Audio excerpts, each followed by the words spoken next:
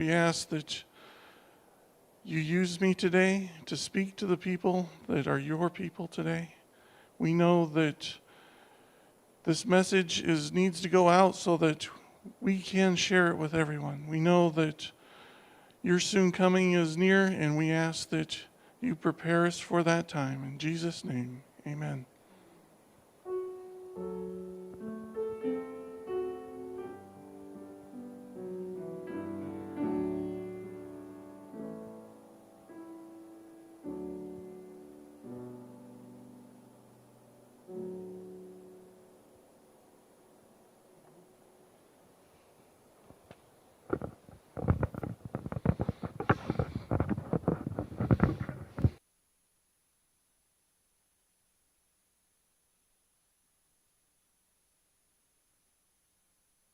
Works.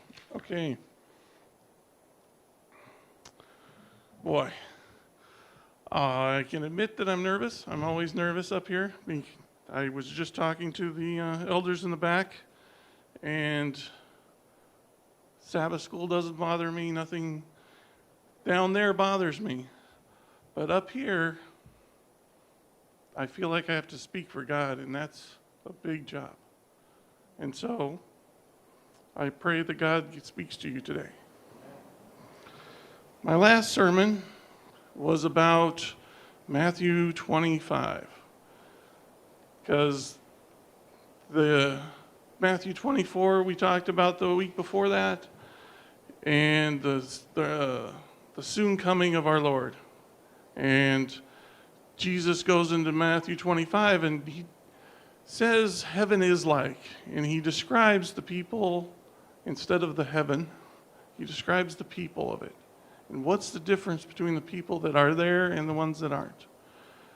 And it's interesting that I preached that sermon and prayed about it, and this is the sermon I came up with 2 months ago. And this morning, or this whole week, we go to the Sabbath school lesson, and it's about that same thing, right? The choice of who are you going to follow? Who are you going to be? What kind of person are you really going to be? Are you going to be, like Mark said, the virgins? They all had their lamps. They all knew what the Bible said. They had their Bible with them. But what is the distinction? The distinction was, do they have the Holy Spirit? Are they really dedicated to God? Are they really there for that? Or is it just a show? And so today, we entitled the sermon, "This Little Light of Mine." And if I had more talent, I would sing it for you. But I will spare you that. But all of us, well, most of us grew up either in a Seventh-day Adventist church or in a church, and that song is pretty decently universal to any Christian church. This little light of mine, I'm going to let it shine.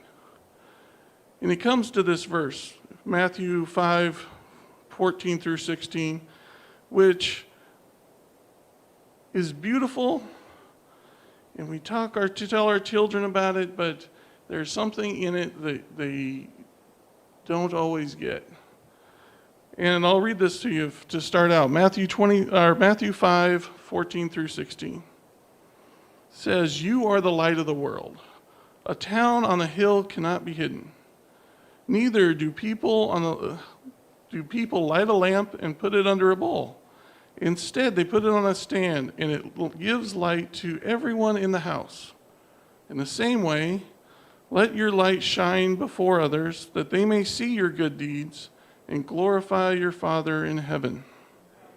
There's two things that I really like about this, and I love about the song, but it doesn't tell you that your light's going to shine whether you want it to or not. It's not always a good light that you're shining. Your light shines whether you are in a good mood, in a bad mood, whether you're following Christ like we were talking about this morning, whether you're Whether your influence is good or bad, it's still there. It would be nice if you could hide it when it was bad and only shines when it's good, but yet it still shines. And so today we're going to go through a small story in the Bible that kids normally understand and we understand, and yet it needs to be personal in our lives. It needs to be that, because for years I had a struggle with this last verse. Verse 16 says, "In the same way, let your light shine before others, that they may see your good deeds and glorify your Father in heaven." The struggle is, how do you do that? If you do good things, people usually thank you. They don't say, "Thank God you did it." They usually say, "Dave, that was a good job. You did a good job today." They say, "John, you did a good job today." Hopefully. But they don't normally come up to you and just say, "Hey, thank God that you did that. Thank God that this happened." But how do you do that? How do you turn that from thanks to you to thanks to God? Because that's what it says. It says your light's going to shine, and they're not going to say, "You did a great job." They're going to say, "Thank God that that happened. Thank God this happened." And how do you do that? That to me for years was a struggle of how do I actually get this to, them to thank God instead of me. Lots of times when people have talks, and I'll do it too. I'll walk outside after a sermon and I'll say, "That was a great sermon, thank you." And you can turn it around and say, "Thank God he did it, because I've been up here enough times to know that it wasn't me that ended up doing it." But it's that whole idea of how do you get people to see God in what you've done. So, our higher calling. I got a little quote here for it. It says, "We shall go forth with praises of him who shall call us out of darkness into his marvelous light. If the light of heaven is in the soul, we will reflect it to all of us, all around us." So when we talked this morning about how do we choose that life, choose life or death, that whole thing is, do we get up in the morning and have God in our hearts? Is God in your soul this morning? Is God the one that's coming out of you?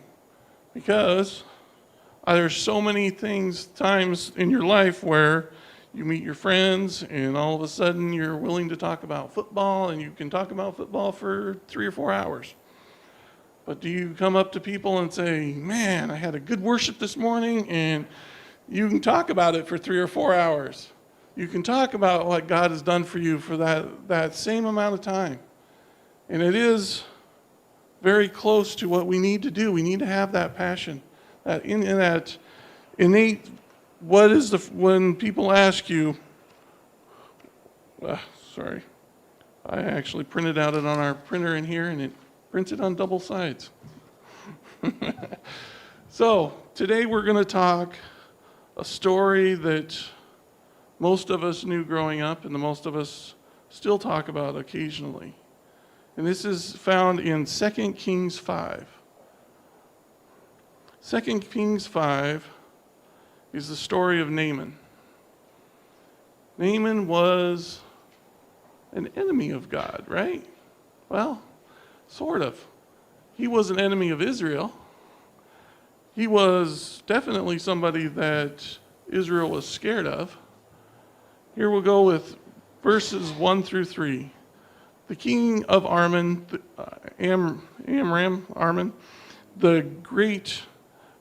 had a great administration for Naaman, the commander of his army, because through him the Lord had given Aram great victories. But through Naaman, though a mighty warrior, he suffered from leprosy. At this time, the Aramean raiders had invaded the land of Israel, And among them, their captives, was a young girl who had been given to Naaman's wife as a maid. One day, the girl said to her mistress, "I wish my master would go see the prophet in Samaria. He would heal him from his leprosy." So, in this story, we're going to see different people and how their lights shined. First of all, you see this girl that is forcibly taken from her parents, from her family. You don't even know, it doesn't say if her family was even killed during these raids. And yet, she was still concerned about her master's husband. She was still willing to stand up and show her light of what she believed, right? She didn't, like most of us would have, been angry and bitter at the people that had taken you and forced you to work for free. And, well, it doesn't say how well she was taken care of. It doesn't say anything about that. But she still had that love of God in her. And she still was concerned about the people that took her. And it's amazing to me that a little girl can have that kind of faith. But we need that kind of faith. We need that kind of attitude, right? It says in Prophets and Kings chapter 20, "A slave far from home, this little maid was nevertheless one of God's witnesses, unconsciously fulfilling the purpose for which God had chosen Israel as his people. She is a minister to the heathen home. Her sympathies were aroused on behalf of her master. In remembering the wonderful miracles of healing wrought through Elisha, she said to her mistress, Would God, my Lord, were with the prophet that this in Samaria, for he would recover him from leprosy." She knew that the power of heaven was with Elisha, and she believed that by this power, Naaman could be healed. You see an attitude that's so different from today, that even in her situation, she was still concerned, and she still believed in God. Most of us, I'll include you with me, that I'd be pretty bitter about this. I would be trying to find a way to escape. I would be trying, good, he has leprosy. Eventually he'll die, right? But no, she doesn't have that attitude. She doesn't have that animosity, that anger in her heart, because God's in there. God is in her heart, and she remembers the stories that she was told as a kid. Those things are important, especially for most of us that are parents or going to be grandparents. Need to remember that this little kid had to learn them from somewhere, had to have them. So it had to come from her parents. It had to come from growing up little. None of her family thought that, knew that she was going to be taken captive, knew that she was needed to be a witness. But yet, God, it's so amazing how God can use the most weirdest off circumstances to witness to somebody. God witnessed to, it seems almost like Jonah, right? Jonah doesn't want to go to Nineveh, doesn't want to help the people that are hurting his country. And eventually he saves them all. And yet, this little girl goes willingly, probably not willingly to be a slave, but yet goes willingly to her master and says, I know of a way to cure your husband. I know of a way to get him back to where he can be healthy again. And that's such an important picture to see of how a person that is really truly connected to God has an attitude of helping people. Helping out even in circumstances where you really don't think you would. You really don't think that that's, humanly possible to do that. But yet with God in your heart, it changes your life. It changes your attitude. In that same chapter of Prophets and Kings, it says, the conduct of the captive maid, the way she bore herself in a heathen home, is a strong witness to the power of early home training. There are no higher trust than the commitment to fathers and mothers in their care of training their children. Parents have to do the very foundations of habit and character. By their example in teaching, the future of their children are largely decided. So important for us, because there's only a couple of kids that are even teenagers in here right now, that we as parents, we as grandparents, we as aunts and uncles, help them just get that character, get that, and we do that by our own actions. We get that, we give them that by the way we react to other people, the way we treat other people. They see that. They grow up seeing that, and that's how they stay, right? That's, well, you hope not, but you hope that they see how much God has done for them, and it's done for you. So we talk about their parents. Her parents aren't in the story. It's not a side story, but it is also very important for us to realize and believe in the promises God makes us. In Proverbs 22:6, it says, train up a child in the way they should go, and when they are old, they won't depart from it. I know that there's some of them that seem scary. As a child, I can tell you that scared my parents enough.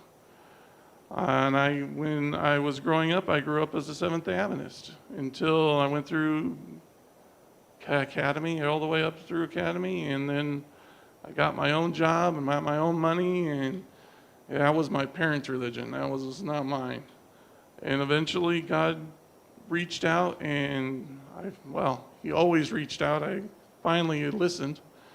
And it became my religion. It became mine. But I'm telling you that it helped so much to have parents that taught you the Bible. Because when God starts speaking to you and asking you questions and trying to get you to turn around, He already has a background for you. He already knows the Bible stories that you know. He already has given you the information that He can use to help Him reach you. And that's what we really need to do for our children. But that's also the attitude that we need to have so our children can see it.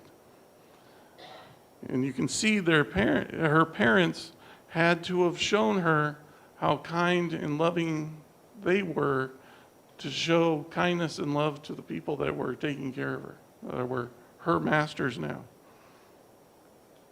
And as I was looking at that, there came a couple of scary statements that Ellen White likes to make about parenting.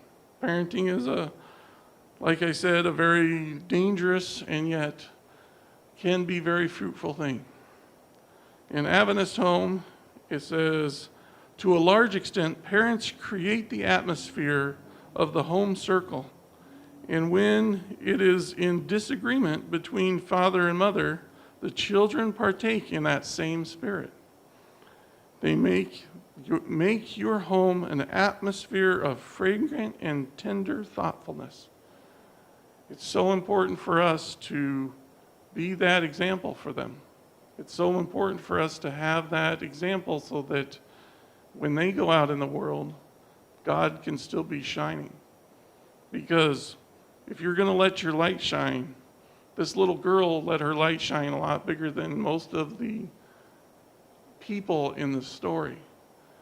So many people think that you have to be, up here, or have to be an elder, or have to be a deacon to be a witness, to be useful. But yet, a little girl that turns into a slave was the one that actually turned this whole family. And it's amazing because it starts with their parents. It starts with teaching them how to become that people. It's Signs of the Times. I really love this statement, and it's so sad that it isn't as true as it should be. We want living faith, faith that works by love and purifies the soul. Through everything around us may be dark and trying, yet we must show that we have implicit confidence in our Redeemer.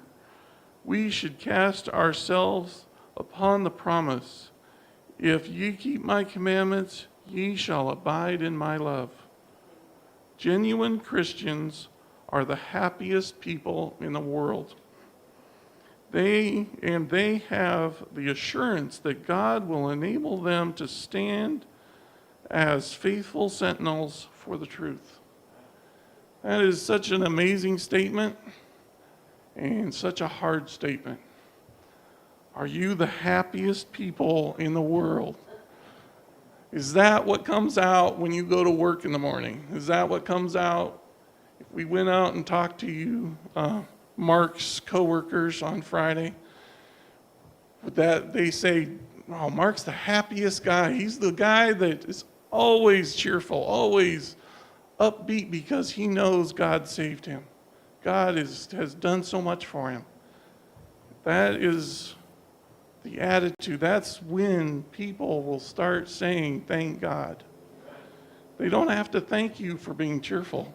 They don't have to thank you for caring. But they notice that you and God have a relationship. And they know that you're happy even when, like you were told you can't, where you have to work on Sabbath, and you say, "I'm not going to do that." But you got to do it with joy in your heart, with happiness, in the trials and the temptations. You still have to have that so that God can be glorified in your statements and in your life. It's amazing to me how beautiful her parents were.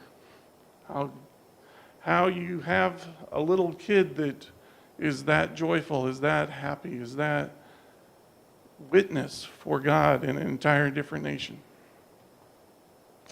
We will continue the story, and unfortunately it doesn't get better. 2 Kings 5. So Naaman told the king what the little girl from Israel had said. "Go visit the prophet." The king of Aram told him, "I will send a letter of introduction for you and take to the king of Israel." So Naaman started out carrying the gifts of 750 pounds of silver, 150 pounds of gold, and 10 sets of clothes. The letter to the king of Israel said, "With this letter I present my servant Naaman. I want you to heal him of his leprosy." When the king of Israel read this letter, he tore his clothes in dismay and said, "Am I God, that I can give life and take it away? Why is this man asking me to heal someone of leprosy? I can see he's trying to pick a fight with me." That's from the New Living Translation.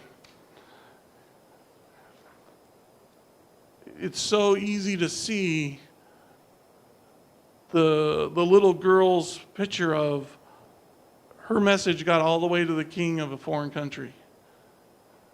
And the message goes over to the king of Israel. And the king of Israel freaks out.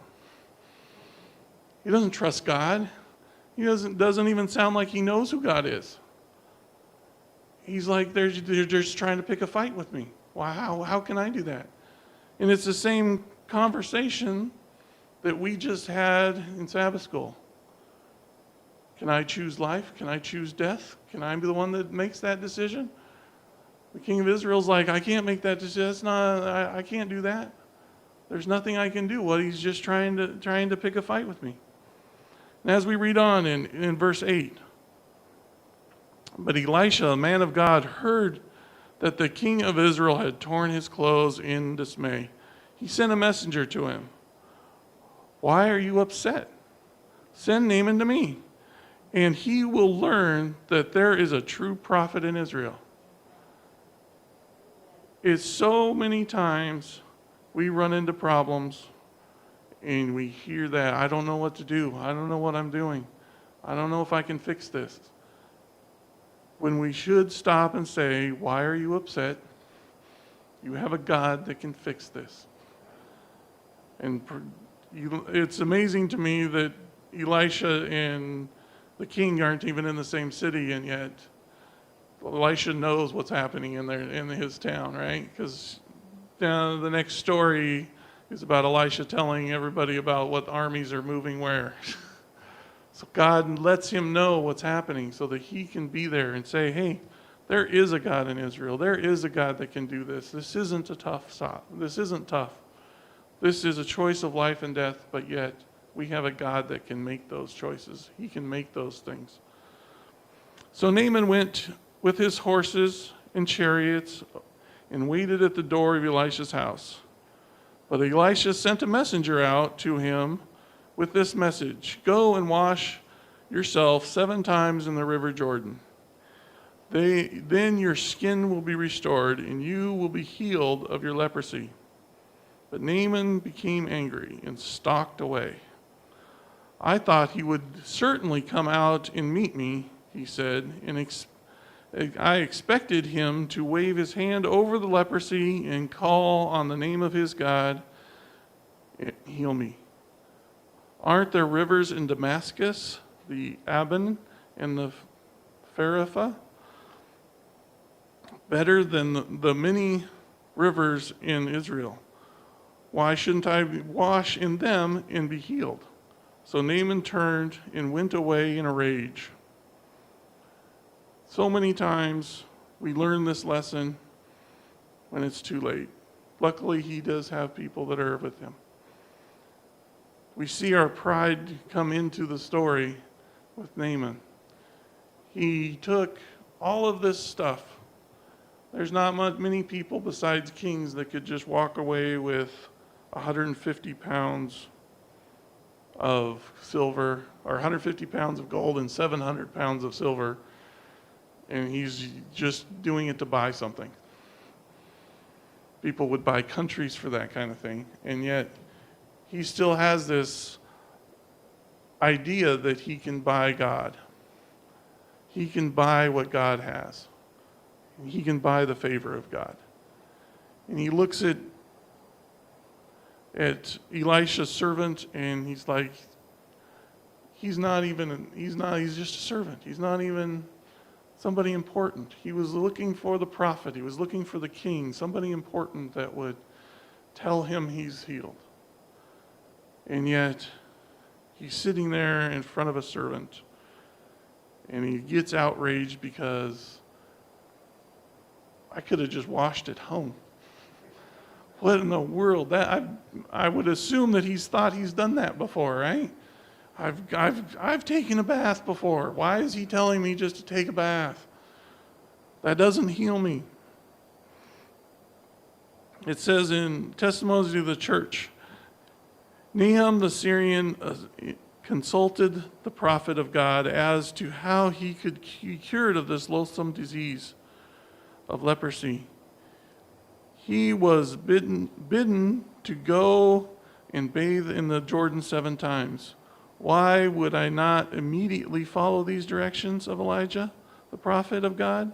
Why did he refuse to do as the prophet commanded? He went away murmuring. So many times we ask God for guidance, we ask God for help, and we don't know if he came through or not. And yet you get this little thing to do, and you're like, that's not going to solve anything, right? That's not really going to solve anything. I mean, just like this, you have leprosy and just go take a bath. That's not an answer. It's not an answer he was looking for, at least.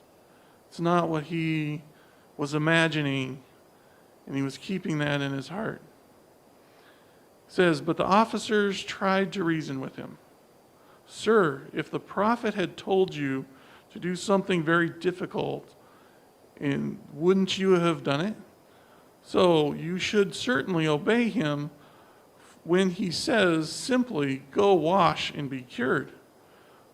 So Nahum went down to the river Jordan, dipped himself 7 times, as the man of God had instructed him, and his skin became as healthy as a young child, and he was healed. It's amazing how many times we stop and we don't want to do what God has asked us to do, but as soon as you do it, the amazing blessings that show up, and you wonder why you didn't want to do it in the first place. It wasn't that hard, it was simple.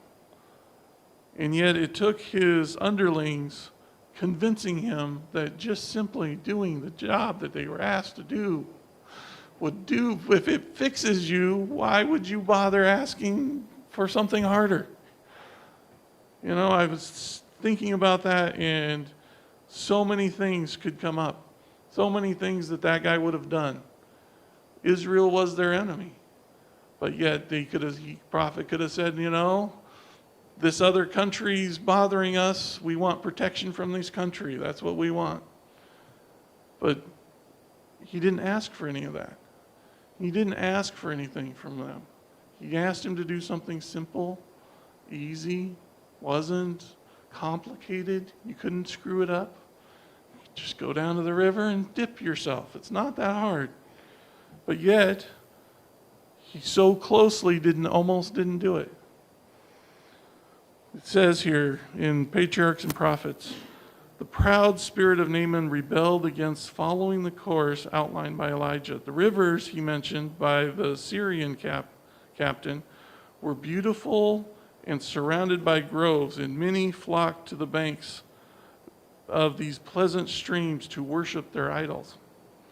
It would have cost Naaman no great humiliation of soul to descend into one of those rivers. But it was the only through his specific directions that of the prophet that would heal him. Willing obedience alone will bring the desired result. Us willing to do what God asked us to do is all God's asking us to do. He's not asking you to figure everything out, to fix everything by yourself, to get everything running, to figure out how to distribute 3,000 books somebody bought for us. He didn't ask you to do that. He's asking you to do what he asks you to do. And that might be handing out 2 of them to your friends. That might be doing 5 blocks. That might be doing something that you aren't comfortable with. But he's going to tell you how to do it. And he's going to be the one going with you to do it. Because he's the one that's going to know what to say. You're not going to know what to say to somebody. And I've heard some of the stories from what Blanche's experience was. And they didn't know exactly who these people were. But yet, God knew that they needed somebody at that time. And God knew when to talk to somebody and what to say and how to say it. And he only asks you to go up there and do it. It's not that hard. It's not overly complicated. We will continue because we got to get to the example that most of us live in. 2 Kings 5:15. Then Naaman and his entire party went back to the man of God. They stood before him. And Naaman said, now I know there is no God in all the world except in the God of Israel. So please accept these gifts from your servant. His attitude started to change, didn't it? It wasn't, I'm good enough, you'd better send your royal prophet out to talk to me, or the king to come and talk to me. Now he's coming back as, I know that there is really a God here, and I'm your servant. I'm willing to change now. That pride is disappearing. That pride is changing because God is doing stuff in his life. But Elisha replied, as surely as the Lord lives, whom I serve, I do not accept any gifts. And though Naaman urged him to take the gift, Elisha refused. Then Naaman said, all right, but please allow me to load two loads of two mule loads with earth from this place, and I will take it back home with me. From now on, I will never again offer burnt offerings and sacrifices to any other god except the Lord. However, may the Lord pardon me in this one thing. When my master, the king, goes into the temple of Rimmon to worship there and leans on my arm, may the Lord pardon me when I bow to. Go in peace, Elijah says. So Naaman started home again. It's so interesting how God works. We were talking about it this morning in Sabbath school, about working on Sabbath. And here's a picture of somebody that's already worried about, I want to follow God, and all he knows is the last couple of days, right? He's only met this God from this trip. There isn't a long communication, a lot of stuff he doesn't know, but he's already worried about how he's going to worship God. He's already saying, hey, I know my life, I know what's happened in my life, but I'm going to follow God. But there's some things in my life I can't change. And eventually he might have changed his, got out of that job.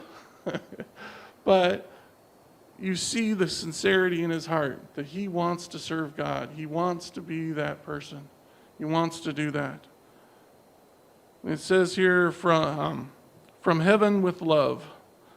As the same reason in Elisha's time, the lepers of Israel were passed by.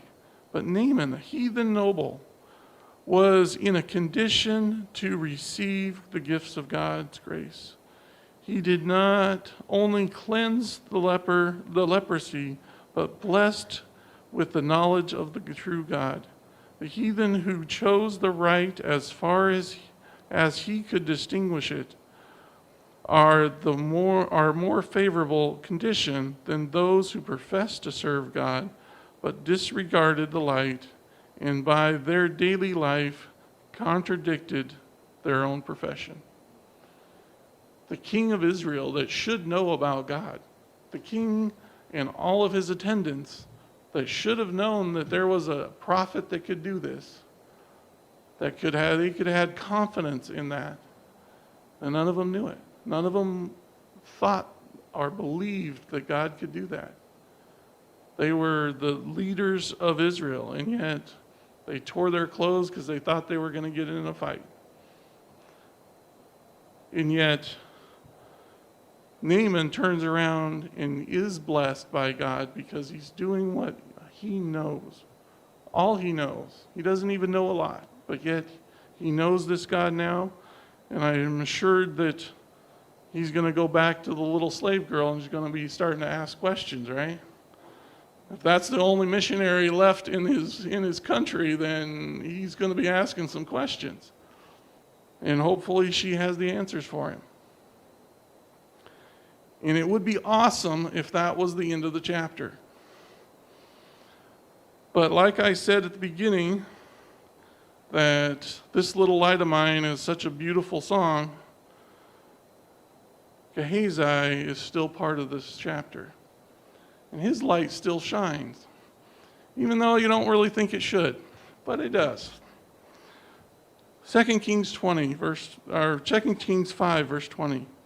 But Gehazi, the servant of Elisha, the man of God, said to himself, my master should not have let the Aramean get away without accepting any of the gifts. As surely as the Lord lives, I will chase after him and get some of it from him. So Gehazi sets off after Naaman.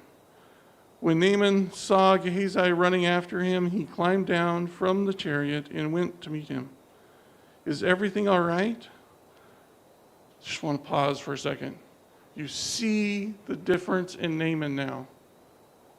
Naaman was angry the first time he saw Gehazi because he was just a servant. And now God has changed his heart. And now as soon as he sees Gehazi, he's the one that stops. He's the one that's concerned about Gehazi. He's the one that cares. He's already showing that same spirit that the little servant girl has. It's amazing how when you encounter God and you let him in your life like that, that how quickly your heart can change, how quickly it changes you. Naaman asked, "Yes," Gehazi said, "but my master has sent me to tell you that 2 young prophets from the hill country of Ephraim have just arrived, and he would like 75 pounds of silver and 2 sets of clothing to give them." "By all means, take twice the silver," Naaman insisted. He gave him 2 sets of clothing, tied them up in the money in the bags, and sent 2 of his servants to carry. You're looking at 150 pounds of silver. That's a lot of silver to be carrying. Sent 2 servants to carry the gifts for Gehazi. But when he arrived at the citadel, Gehazi took the gifts from the servants and sent them back. Then he went and hid the gifts inside the house, then went into his master Elisha's presence. "Where have you been, Gehazi?" "I have been nowhere. I have not been anywhere," he replied. But Elisha asked him, "Don't you realize that I was there in spirit when Naaman stepped down from the chariot to meet you? Is this time to receive money and clothing, olive groves and vineyards, sheep and cattle, male and female servants? Because you have done this, you and your descendants will suffer from Naaman's leprosy forever." Then Gehazi left the room, covered with leprosy. His skin was as white as snow.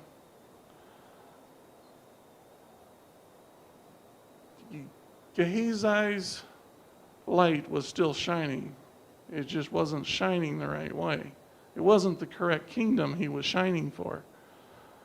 And it bothers me because so many of us have that same attitude. And I will include you with me, not because I believe that you're bad people, but just so that you can go along with the story. When you see an enemy that has taken your families, has taken your towns, taken all of your loot, and then you see the loot coming back to you. But it's for a gift for something that God has done.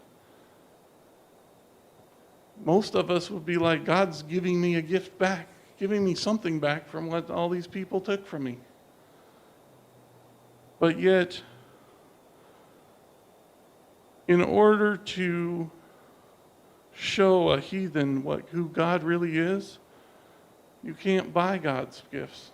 You can't use your money to win favor with God. And Gehazi wouldn't let go of his anger, his greed, whatever you want to call it. He didn't feel it was right that an enemy of God gets God's blessings and then walks away from it. And gets what we would call scot-free, right? He didn't have to pay anything. He got to come into our country, bathe in one of our dirtiest waters, and boom, he's healed of leprosy. Now he can go back and be the captain of the guard again and wipe out more of our cities. And we're not even going to take his money.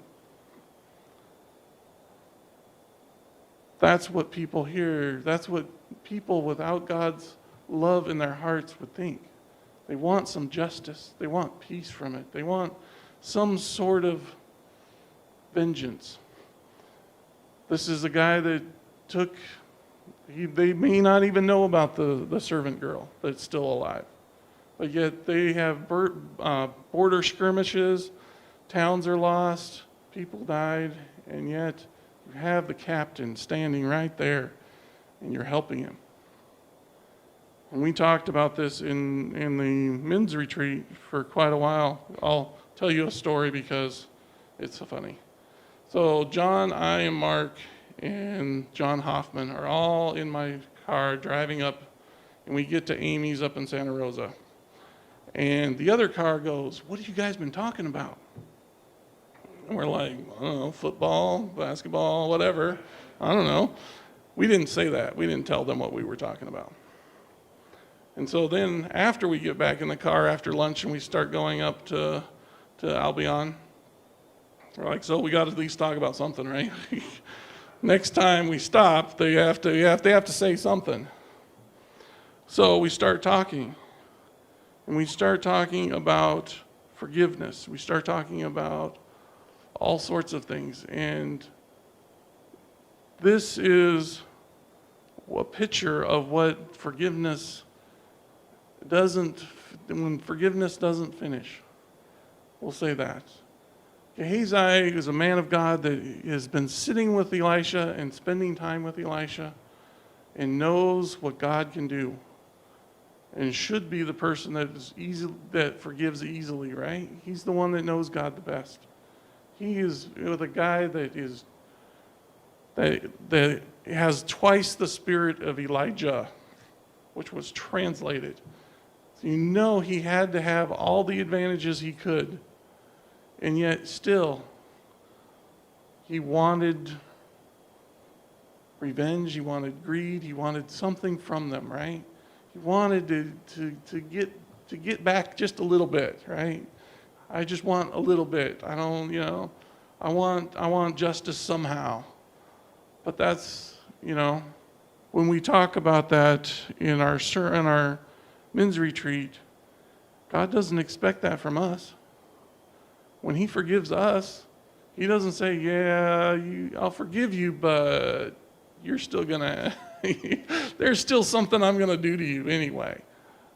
There is consequences for some of our mistakes, but that's not God getting his little bit back at us. He doesn't want us to have those consequences. That's why he told you not to do it in the first place. But yet, when we don't forgive, we don't let it all go, and we get these problems of, I have to get mine. I have to get some sort of justice out of it. And there isn't justice out of it. There was border wars and people got hurt and there's no real way to get it back. And God was willing to reach out to another country to heal their highest warrior and try to reach them that way. And we need to be those people that let God do his job, because that's his job. He had all the opportunities to have the light that shined bigger than the little slave girl. He had more opportunities to have that light be a bigger light. And yet, the little light of a girl that got taken from a border town as a slave had a bigger light than the one that was sitting right next to the prophet. And we need to make sure that we learn our lessons. We learn that we can be those people that have the big light that shines to people that we don't even know if it worked or not, but we know God can do it.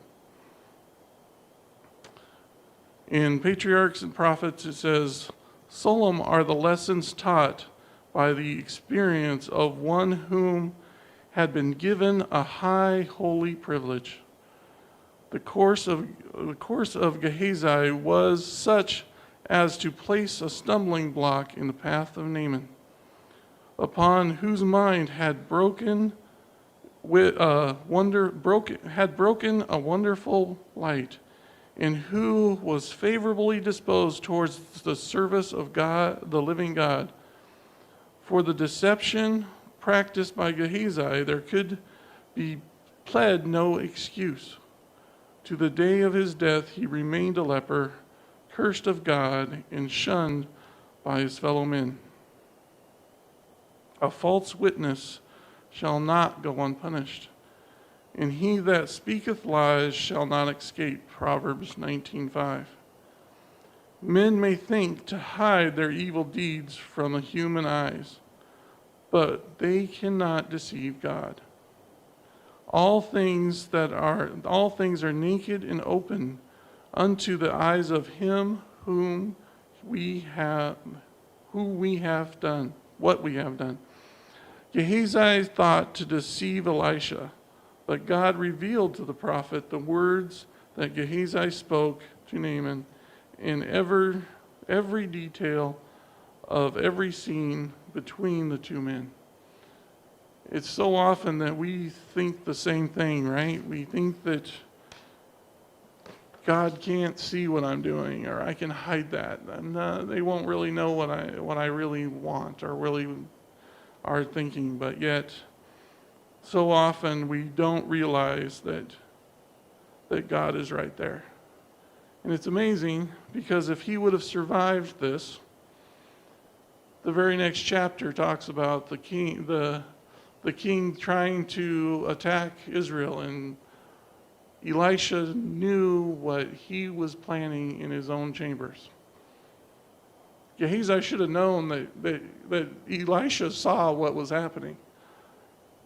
He already had examples of that Elisha knew stuff that he shouldn't normally know.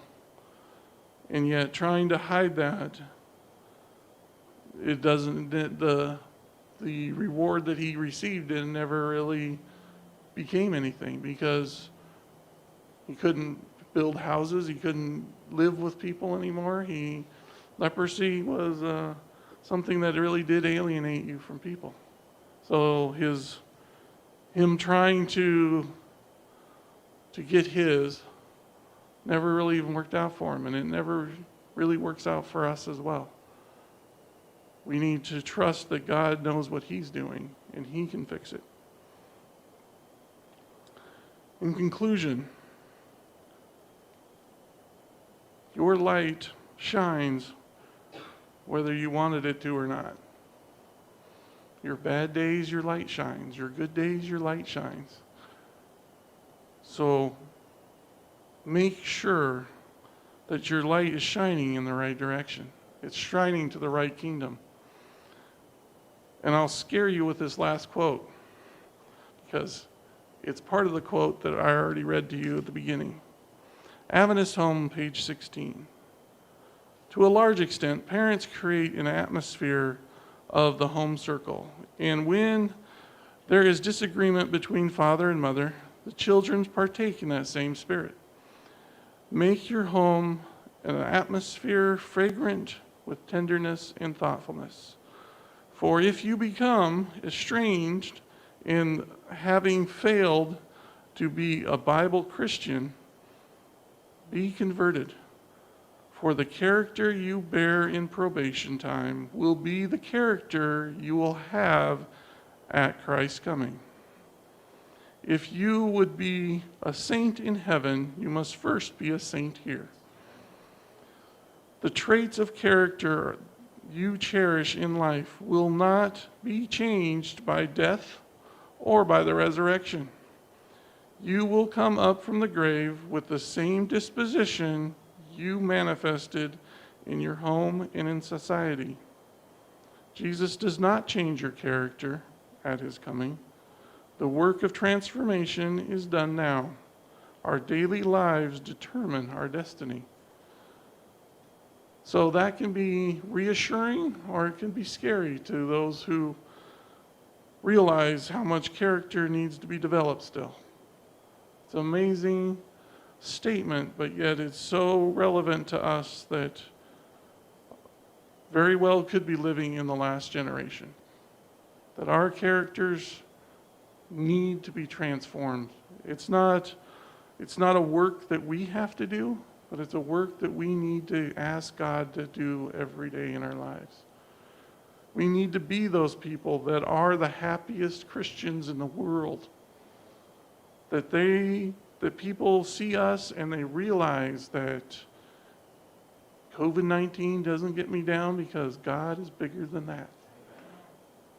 That the government pushing you around is nothing because God is bigger than that. We can smile and we can be happy because we know God can save us. God can do it if we just let Him do it. It isn't our job to fix all the problems in our life. It's our job to cling to God, and God will fix the problems. He's the one with the power. It's not our pride that will get us through anything. It's not our strength, our willpower, our anything. It's us holding on to God that will fix all the little things in our lives so that we can be happy people in heaven. It would be terrible to go to heaven and still be this worried. It would be terrible to be in heaven where there isn't any problems and you create your own because you still want to worry. Heaven is heaven, and you don't want to be that person. You don't even want to be that person now. So you need to let God into your life so that He can change it. And He can do it. You see here from an example of a little girl that didn't have much time with her parents and yet could be a missionary to the world. And you see a guy that had every opportunity and decided that he still wanted to be the one that gets revenge, the one that gets his. And you get to choose which one you want to be. And every morning you get up, you get to choose which way you want to be. And that's what changes your character. And we need to make sure that God can have the time to change our characters. Our closing song today is 432. 432.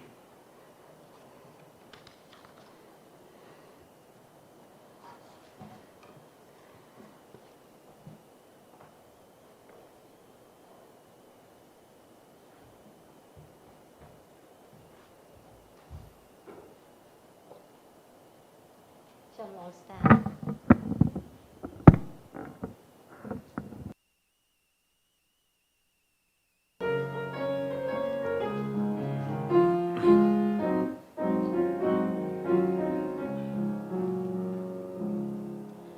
Shall we gather at the river where bright angels' feet have trod, with its crystal tide forever flowing by the throne of God? Yes, we'll gather at the river, the beautiful river. Gather with the saints at the river that flows by the throne of God. On the margin of the river, washing up its silver spray, we will walk and worship ever all the happy golden day. Yes, we'll gather at the river, the beautiful river. Gather with the saints at the river that flows by the throne of God. Ere we reach the shining river, lay we every burden down. Grace our spirits will deliver and provide a robe and crown. Yes, we'll gather at the river, the beautiful river. Gather with the saints at the river that flows by the throne of God. Soon and we'll reach the shining river. Soon our pilgrimage will cease. Soon our happy hearts will quiver with the melody of peace. Yes, we'll gather at the river, the beautiful river. Gather with the saints at the river that flows by the throne of God. Let's bow our heads. Dear Heavenly Father, we thank you so much for all that you've done for us. We ask you to come into our hearts and our minds, change us, help us to have the character that you would like. We know that we all would like to be the happiest people on the world. We know that you can make that happen and you can turn our hearts, and we ask you to do that today.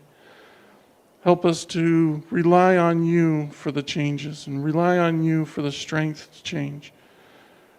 We ask you to be with our church family that wasn't here. We ask you to help them to be able to make it back.